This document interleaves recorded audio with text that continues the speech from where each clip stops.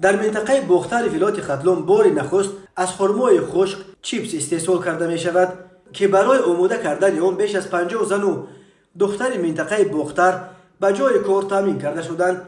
چیپس از خرما محصولات نوی وطنی بوده برای استحصال آن بیش از 50 زن منطقه بختر جلب گردیده با جای کار و معاش خوب تامین گشتند. خرما در تاجیکستان میوه معمولی است.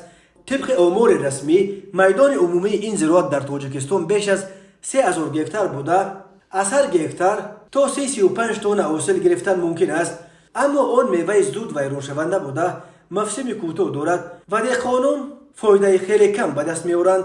برای تلف نشدن حاصل خرما و کارکرد آن یک زمره بانوان صاحبکار از ولایت ختلان با دستگیری شرکت رشد و آموزش خشک کردن خرما و سیب و از آن استحصال کردن چیپس شروع کردند. در کوپراتیو استحصال بهبودی نویه کوشانیان کارمندان برای استحصال چیپس خوشصفت با استفاده از تکنیک‌های معاصر دست به کارند. بنا به اطلاع خاصیت کامل و نماینده لایحه USAID در تاجیکستان لایحه عاید به رقابت پذیری اگرا بیزنس در تاجیکستان با استفاده از تکنولوژی‌های نوی کارکرد میوه صاحبکاری درآمدناک را پیش برده ماه دکمبر سال 2021 مجموعه پوره ترینینگ ها را عاید به تکنولوژی بهترین کارکرد خرما از جمله تهیه چیپس ها از خرما و سیب گذرانید که در آن 12 استحصال کننده و کار کننده از منطقه بختر ولایت ختلان اشتراک کرده بودند.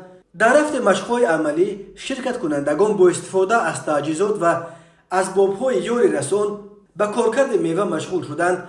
تمام دوره کارکرد میوه و سبزیجات از جمله جدا کنی، تازه کنی، شستن، گروه بندی، پوست کردن، بریدن، سفید کنی، فومیگاسیون کنی، خشک کنی و بسته‌بندی آموزانیده شدند و اکثریت این اشتراکچیان صاحب تجهیزات زمانوی شدند و در موسم سال 2022 با قوه و دانش نو خشک کردن میوه و استحصال چیپس ها را راه اندازی میکنند.